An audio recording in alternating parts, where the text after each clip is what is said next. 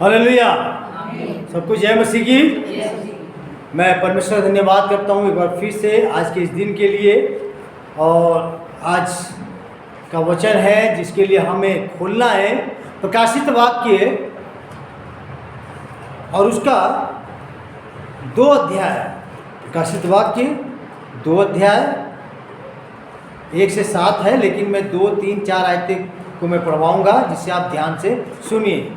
मैं तेरे काम और परिश्रम और तेरा धीरज जानता हूँ, और यह भी कि तू बुरे लोगों को तो देख नहीं सकता, और जो अपने आप को प्रेरित कहते हैं और है ही नहीं, उन्हें तू परख कर झूठा पाया। और तू धीरज धरता है और मेरे नाम के लिए दुख उठाते उठाते थका नहीं। पर मुझे तेरे विरुद्ध ये कहना है कि तूने अपना पहला सा प्रेम छोड़ दिया। देखिए, आज परमेश्वर का वचन क्या कह रहा है कि तूने अपना पहला सा प्रेम छोड़ दिया। मेरा आज प्रचार करने का जो विषय है वो यही है कि परमेश्वर को पहला प्रेम चाहिए। आपसे परमेश्वर को पहला प्रेम चाहिए। अब आप अपने विषय में इस बात को समझिए। परमेश्वर आपके अंदर वो पहला प्रेम ढूंढ रहा है, उसे वो चाहिए। अब यहाँ पे इस वचन को समझने के लिए आप ध्यान से सुनिए। प्रभु को ऐसा क्यों कहना पड़ा, किससे कह रहा है?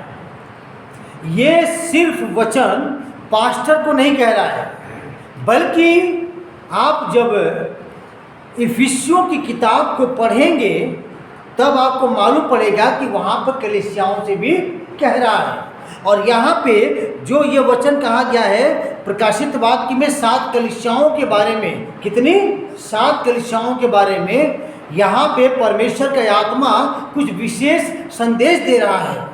और उनमें से एक कलीसिया है इफिसुस की। वहाँ पे उस पास्टर के बारे में ये बातें कह रहा है। लेकिन जब आपको इस वचन को समझना होगा कि जो इफिसुस की कलीसिया है वहाँ पे समस्या क्या थी, वहाँ के लोग कैसे थे, तब आपको क्या करना पड़ेगा? आपको इफिसियों की किताब पढ़ना पड़ेगा,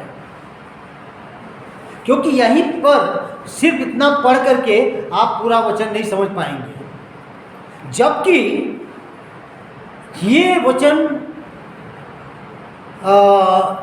पास्टर को कहता है तूने बहुत अच्छा काम करा। तो जो कलीसिया में थे, जो आस पड़ोस के लोग थे, जो और पास्टर कहलाते थे या झूठे नबी कहलाते थे, तूने उनका साथ नहीं दिया। इफिसुस की कलीसिया में भी प्रॉब्लम था। पहले तो अच्छी चाल चल रहे थे, लोग अच्छे विश्वास में आए। आप अपने विषय में भी देख सकते हैं, जान सकते हैं कि आपके अंदर क्या हुआ। जब प्रभु में आप आए तो बड़े उत्साहित होकर के आए।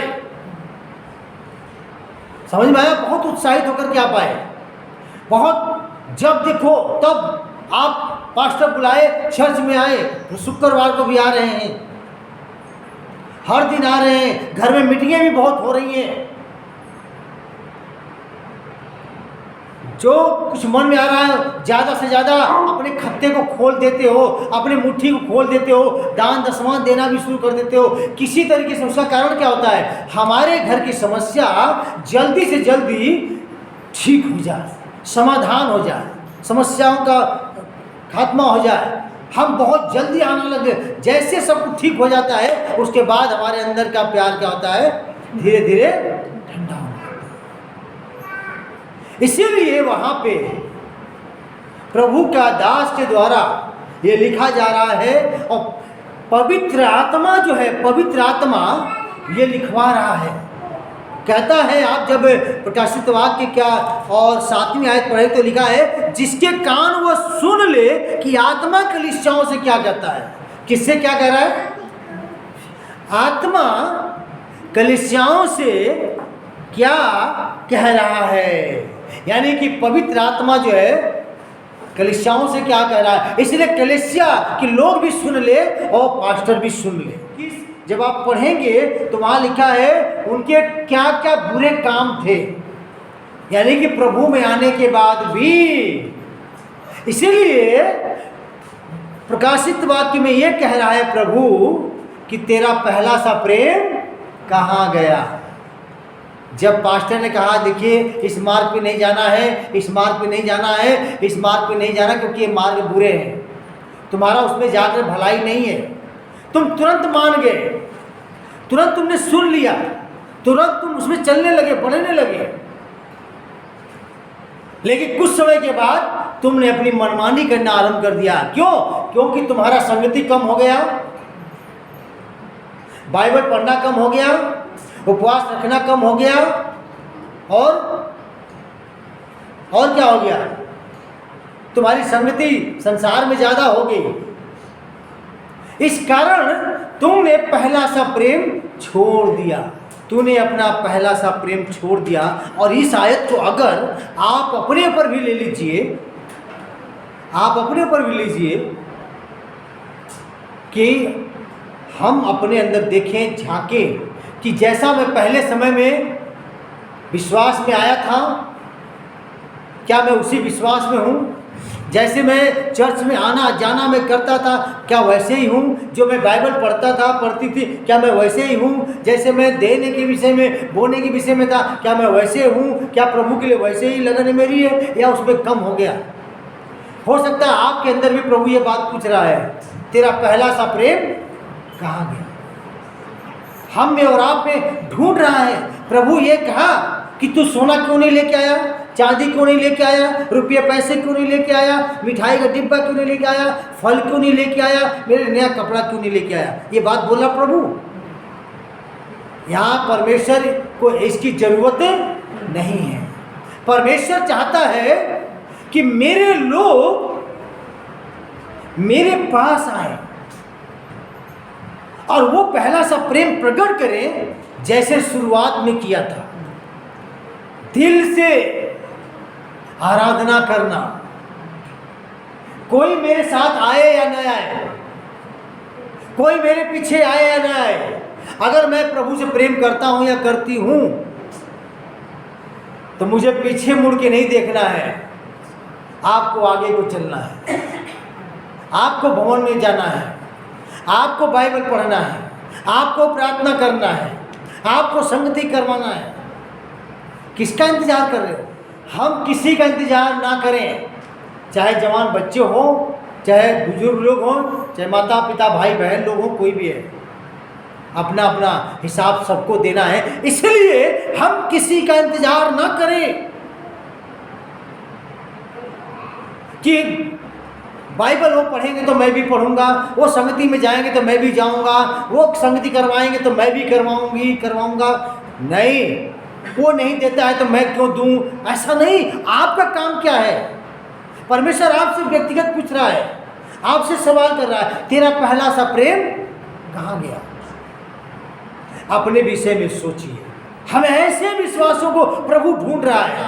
पहली बात आइए हम देखते हैं, 3 बातें मैं बताऊंगा आपको। उसका पहली बात है मन फिराना। अगर उसने कहा कि मुझे वो पहला सा बात नहीं दिख रहा है तो कहीं ना कहीं हमारे अंदर गलती है। क्या है? गलती है, हम किसी और रास्ते पे चल दिए हैं, हम कोई और मार्ग पे जा रहे हैं। और परमेश्वर वो देख रहा है कि जो ये इसके अंदर पहला प्रेम था, जो विश्वास था, अब इसके अंदर नहीं है। इसीलिए वो कह रहा है कि बेटे बेटियों तुम मन फिराओ और मेरी तरफ लौट आओ, लौट आओ।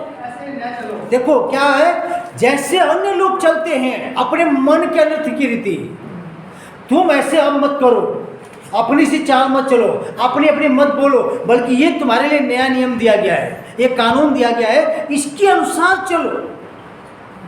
तो कौन व्यक्ति चलता है? जो संगति करता है, जो बाइबल पढ़ता है, जो प्रभु का भय मानता है, वही व्यक्ति करेगा। जो जीवन में अपने बाइबल ही नहीं पढ़ता है, संगति नहीं करता है, उसका जीवन कहाँ से उसे ये रहेगा, वचन याद रहेगा? उसके दिलो दिमाग में वचन नहीं रहेगा कि नहीं, हमें परमेश्वर ने कहा है भय मानो, मेरे वचन पे चलो और तब मैं तुम्हें आशीष दूंगा। जब उसे दिमाग में है ही नहीं है, कहाँ से चलेगा बताइए? हम अपने उस पहले से प्रेम प्रकट करें प्रभु के पास।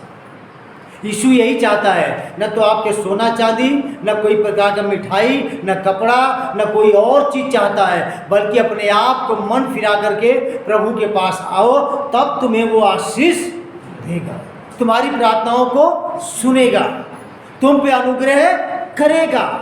दूसरी बात, परमेश्वर क्या कह रहा है प्रकाशित वाक्य के अंदर, पहले के समान काम कर। किसके समान? पहले जैसे प्रभु याद दिला रहा, देखो, इसलिए वो कहता है कि वो पहला सा प्रेम अपना प्रकट करो और मेरे ज्ञान में बढ़ते जाओ, मसीह में बढ़ते जाओ। और तुम क्या हो रहे हो? घटते जा रहे हो, घटते जा रहे हो, संगति में घट रहे हो, विश्वास में घट रहे हो, प्रार्थना में घट रहे हो, चर्च आने में घट रहे हो, तो कहाँ से परमेश्वर आशीष देगा? कहाँ से तुम उसको प्राप्त कर सकते हो? तीसरी बात प्रभु ने कहा था, देखिए आपके लिए प्रकाशित वाक्य के 7वीं आयत में ऐसा है, जिसके कान हो वो सुन ले कि आत्मा कलीसिया से क्या कहता है, जो जय पाए मैं उसे उस जीवन के पेड़ में से जो परमेश्वर के स्वर्ग लोक में है फल खाने को दूंगा। हालेलुया। जो उत्पत्ति की किताब में सृष्टि के समय में अदन की वाटिका में आदम और हव्वा से हटा लिया गया था वो पेड़, जीवन का फल, उन्होंने बुराई का फल खाया था। तब ही कहा था कि ऐसा ना हो कि जो जीवन का फल है उससे तोड़ के खा ले, ऐसा ना हो सके। उसने अंत समय के लिए रखा है कि जो लोग इस दुनिया में जय प्राप्त करेंगे, हम जय प्राप्त करने से पहले क्या हो रहे, मसीह को छोड़ देते हैं, अपने जीवन को खत्म कर लेते हैं, हम अपने जीवन को नर्क की ओर ले जाते हैं। सोचिए इस बात को लेकर। इसलिए परमेश्वर ने कहा, अगर तेरी जिंदगी में दोबारा आएगा, आ जाता है संसार में, क्योंकि बाइबल कह रही है याकूब में, मन की अभिलाषा, आंखों की अभिलाषा, जीविका का घमंड, शरीर की अभिलाषा मनुष्य को पाप में डुबो देता है, इससे कोई नहीं बचा है। लेकिन जो प्रभु के भय में चलता है, प्रभु में बना रहता है, वो पाप से भी बचा रहता है, क्योंकि शैतान पाप कराने वाला है, वो बहुत दूर नहीं खड़ा रहता है कि उसके आने में टाइम लगेगा। लिखा है मेरे बगल में ही है, अगर हम अवसर देंगे तो वो जरूर हमें फाड़ खाएगा, वो उसमें धकेल देगा। इसलिए प्रभु का वचन कह रहा है कि हे प्रियो, मन फिराओ और प्रभु के विश्वास भरे रूप में, प्रेम में बढ़ते जाओ, और तुम ये काम करोगे तो तुम्हारे लिए फ्यूचर में, भविष्य में जो है क्या लिखा है, जीवन के वृक्ष में से फल खाने को दिया जाएगा। जो अदन की वाटिका में हटा दिया गया था, प्रभु ने हटा लिया था, और वो जो अब जय प्राप्त करेंगे यीशु मसीह में, जो अंत तक धीरज रखे रहेंगे, उन लोगों के लिए ये फल दिया जाएगा। हालेलुया, हालेलुया, प्रभु की स्तुति हो। इसलिए हमें और आपको अपने उस प्रेम को प्रकट करना है जो प्रभु चाहता है, सेवक से भी, सेवकाओं से भी, परिवारों से भी, कलीसियाओं से भी, कि अपने पहले वाले प्रेम को प्रभु के सामने प्रकट करें। तो हमने 3 बातों को देखा, और इसका मेन हेडिंग यही था, परमेश्वर को पहला प्रेम चाहिए, और उसमें हमारी बुराई के कारण, हमारी समस्याओं का, ऐसे समस्या जो बुराई का है, उससे हमें मन फिराने के लिए बोलता है। फिर कहता है कि प्रेम में बढ़ते जाओ परमेश्वर के, और भविष्य में तुम जय प्राप्त करोगे तो वो आशीष अनंत जीवन के में भागी करके वो अनंत फल देगा खाने के लिए। परमेश्वर हम सबको बहुत ऐसे आशीष